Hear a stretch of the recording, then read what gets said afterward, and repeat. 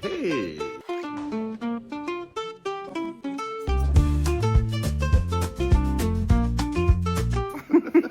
Hello les amis, ici nous sommes à de Ultime Hallucinatie. Nous sommes dans un lieu art nouveau qui est resté dans son jus depuis plus d'un siècle, où des tas d'artistes renommés sont passés. Une des plus importantes en tout cas dans cette maison, c'est probablement Marie Pleyel qui était une grande féministe avant l'heure. Donc évidemment ça me parle beaucoup, mais il y en a eu plein d'autres. En fait ce lieu est emblématique du lien entre le passé et aujourd'hui, et le futur probablement aussi. Donc je vous invite très chaleureusement à venir découvrir ce lieu fantastique, rempli d'histoire dans la grande histoire. Aujourd'hui, on va parler des poissons. Et vous pouvez le remarquer, nous sommes en très bonne compagnie. Alors pourquoi le lien avec les poissons? Tout simplement parce qu'en fait, il représente déjà la fin du cycle. Et c'est un peu comme s'il était passé par chacun des signes zodiacaux avant d'arriver à ce dernier stade. Vous l'aurez compris, aujourd'hui nous allons donc parler des poissons. Et je commence avec une petite lecture poétique. C'est parti. Nous sommes tous des magiciens qui s'ignorent, des apprentis sages. Et en parlant de tissage, qui tricote la matrice? Quelles en sont les prémices? Où débute l'univers? Quel est l'envers du naufrage? Ainsi sont les questions du nageur du zodiaque en quête de ses heures paradisiaques. Comment sortir indemne de l'Éden d'Adam et Ève quand tu vis dans un rêve une infinité brève entre demain et hier? C'est que souvent le chemin se fait prière, peu importe la manière. Une mélodie, une chanson, une intention, sur toute une palette d'émotions. Voici le tableau de nos amis poissons. Un océan de compassion où chacun a ses raisons. Un espace-temps où l'on se fond dans l'autre, entre deux eaux, entre deux mondes, entre deux âges. Voilà où les poissons nagent. Et où ils peuvent se perdre aussi dans ce flou gaussien propre aux magiciens. Mais si parfois ils s'ignorent, tout reprend quand ils s'engagent. Alors, dans le trouble passe à nouveau la lumière de ce signe double en cage. Les doutes se dissipent, la confiance s'installe, et c'en est fini de tournoyer dans un bocal. Place au grand large. L'histoire s'écrit aussi entre les lignes et dans la marge. Alors seulement on peut tourner la page et voir le paysage de nos apprentissages. Eh ben salut Créchen. Salut Maud. 5e vidéo. Déjà? Ouais, la 5e vidéo. Ton texte est une véritable plongée poétique dans l'essence du signe du poisson. Et on va essayer de l'analyser en 10 petites questions. Les poissons sont souvent perçus comme des magiciens. En quoi ce signe a-t-il une capacité spéciale à percevoir le monde de manière unique? Les poissons finissent le cycle complet du zodiaque. C'est vraiment le tout dernier signe, un signe d'hiver. Il est passé par tous les éléments, eau, feu, terre et air. Oui, voilà. Il est passé par tous les stades, toutes les saisons. Et donc, il a pu enrichir en fait sa petite mallette d'outils avec tous ces éléments qu'il a pu découvrir et ses super pouvoirs du zodiaque, de chacun des signes. Et en cela, pour moi, oui, je les vois comme des magiciens parce qu'ils ont cette empathie, cette capacité à se fondre dans l'autre, à comprendre l'autre, même les animaux, même la nature. Il y a cette capacité vraiment à faire un avec l'univers qui l'entoure. Et ça, pour moi, c'est de la magie parce que c'est un peu proche de l'alchimie, d'une certaine manière, de pouvoir se transformer et se fondre dans la matière, se fondre dans l'émotion pour pouvoir créer quelque chose de nouveau ensuite. C'est ça pour moi la magie. T'as facile à en parler parce que c'est aussi ton signe astrologique. Et oui, Alors, pourquoi le poisson semble-t-il ressentir les émotions des autres plus intensément que les autres signes? eh bien, je pense qu'il a une forme d'hypersensibilité qui fait qu'il a cette capacité. Alors moi, j'aime bien la parabole de dire qu'il a eu des vies avant où il est passé par tous les autres signes, ce qui fait qu'il a pu appréhender le pouvoir de chacun et les faire siens, d'une certaine manière. Après, je pense que c'est aussi lié à sa planète maîtresse, qui est Neptune. Neptune, c'est la planète du flou, quelque part, en fait, de la dissolution absolue, mais aussi de cette capacité à rejoindre le tout, et donc d'être le tout. Et quand tu es le tout, tu n'es rien, mais tu es tout à la fois. Tu vois, il y a un peu ce truc-là. Et donc, si tu peux être le tout, tu peux être le potentiel infini de tout ce qui peut se créer. Neptune, c'est aussi la planète du rêve, si tu veux. Hein, quand tu rêves, tu vois, il se passe plein de choses. Tu peux passer d'un tableau à un autre sans transition. Parfois, c'est sans queue ni tête. Donc, parfois, on peut s'y perdre aussi. C'est aussi relié à Neptune, ben, donc le dieu de la mer ou la déesse de la mer, peu importe. Mais donc, c'est les océans, les intempéries, la capacité à changer du tout au tout, de passer du soleil à la pluie, à la tempête, en passant par un ouragan ou autre. Donc il y a ce lien au tout qui est changeant en permanence. D'ailleurs, le poisson est un signe mutable. On a trois états, si tu veux. On a le cardinal, le fixe et le mutable. Et le mutable, c'est celui qui se prépare au changement de saison. Donc tout ça est relié un petit peu à cette énergie neptunienne, ce flou gaussien, cette énergie onirique, imaginaire tellement puissant, et aussi cette empathie, cette capacité à se placer dans n'importe quelle entité vivante en fait. Alors, les poissons ont souvent ce côté rêveur, hein. Comment peuvent-ils rester connectés à la réalité tout en étant aussi imaginatifs? Eh bien, c'est parfois un vrai challenge, justement. Je peux t'assurer que je l'ai expérimenté plus d'une fois. C'est très difficile de rester ancré. Alors, la bonne nouvelle, c'est que si tu regardes, je sais pas si on en avait déjà parlé, toi et moi, quand tu regardes le cercle du zodiaque, tu vois que le poisson est à une extrémité, et si tu regardes l'autre extrémité, tu tombes sur le signe de la Vierge, qui est un signe de terre, et qui vient lui apporter en fait cette rationalité. Donc, Vierge et Poisson sont complémentaires. Parce que c'est vrai que le Poisson, souvent, il a tendance à même s'enfuir dans cette quête du paradis perdu, hein. Et parfois même via des stupéfiants, ça peut arriver.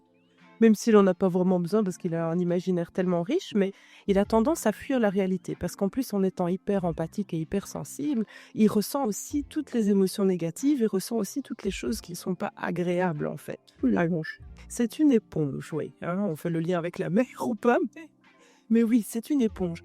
Et donc, du coup, il a tendance à prendre un peu la fuite dans son univers onirique, artistique, imaginaire.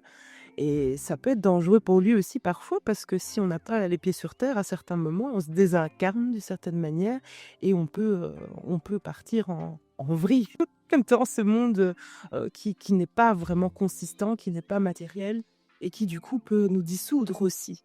Donc il faut faire attention. Je pense que le poisson doit faire attention à quand même garder aussi les pieds sur terre, même si il est un peu lunaire, même s'il est un petit peu dans son univers onirique, imaginaire et artistique. Le flou gaussien, comme tu dis. Pourquoi les poissons ont-ils du mal à prendre des décisions parfois? Eh bien, c'est un peu comme les balances, n'est-ce pas, hein? Ils sont parfois indécis parce que vu qu'ils ressentent absolument tout ce qui les entoure, eh bien, ils ne savent pas trancher. En fait, moi, souvent, j'ai ce problème qui n'est pas un problème parce que tu peux en faire un atout.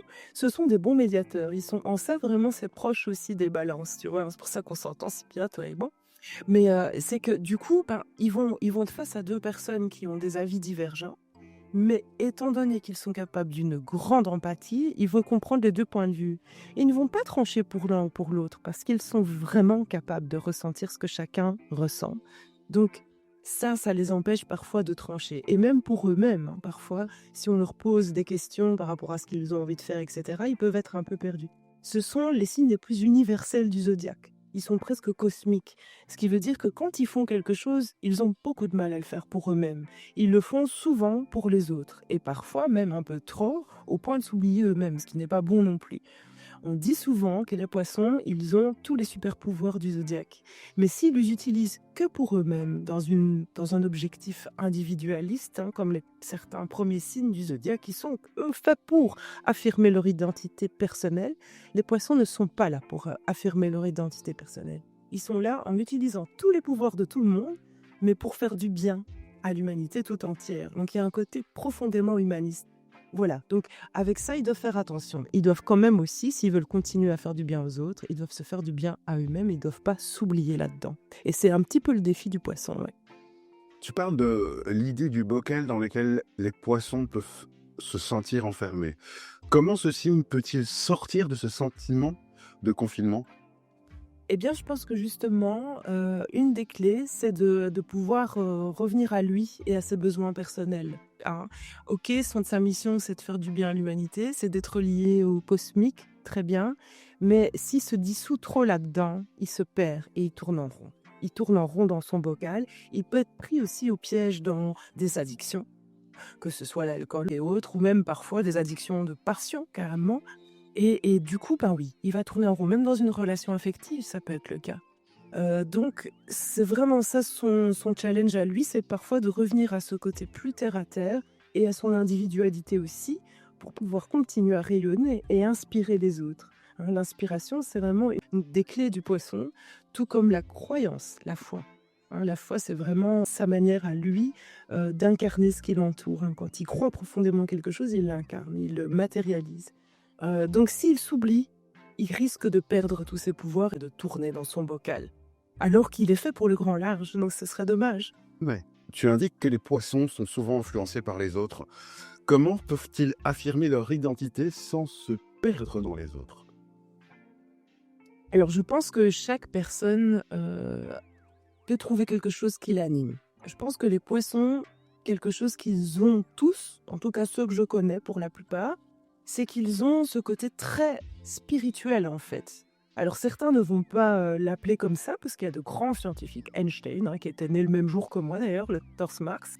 Il y a cette quête d'absolu, cette quête de paradis perdu, cette quête de compréhension de ce qui nous entoure, du monde, de Dieu. Hein. On peut l'appeler Dieu, mais on peut l'appeler la vie. Mais finalement, c'est la même chose. C'est cette recherche de pourquoi on existe, en fait. Et ça, c'est un petit peu une des quêtes du poisson.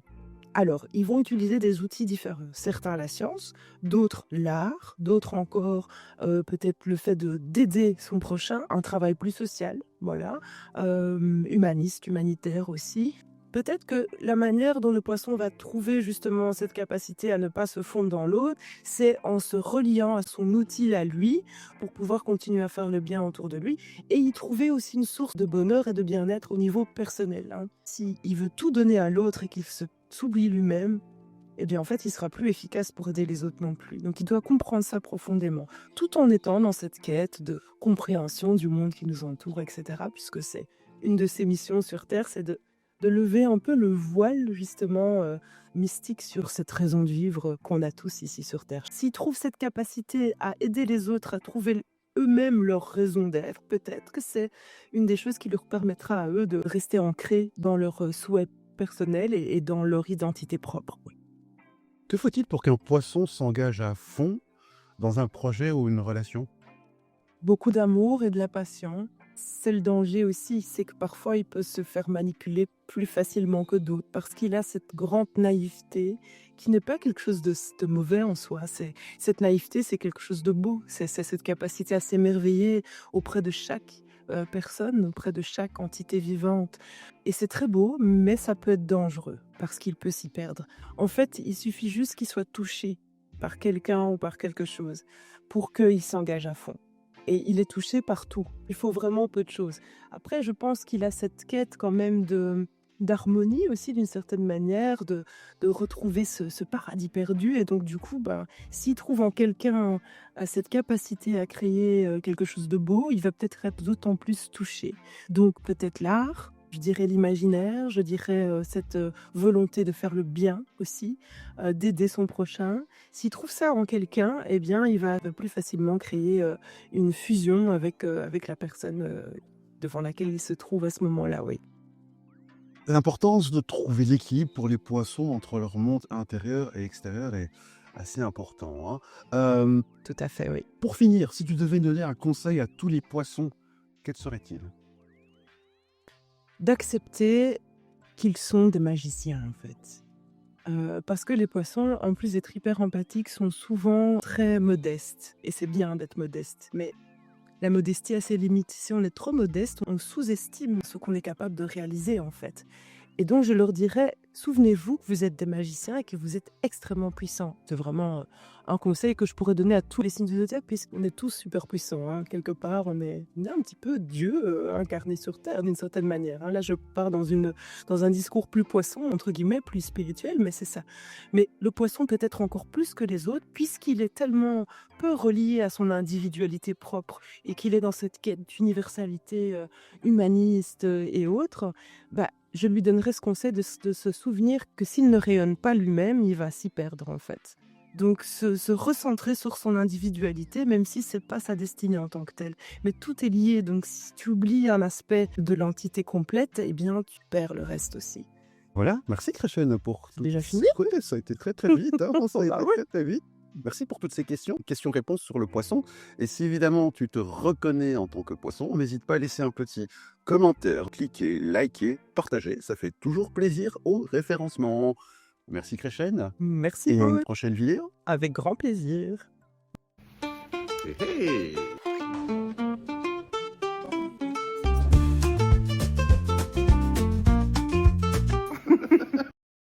Ça va, on a eu assez de lumière là aujourd'hui. Ouais. Regarde tout ça, dis ça. Je Et pense ça. que tu peux faire une petite vidéo de même pas 10 secondes pour le mettre dans ton short la prochaine fois. Bod, Ouais, t'aimes bien les poissons? j'aime bien les poissons, évidemment que j'aime bien les poissons. Pourquoi?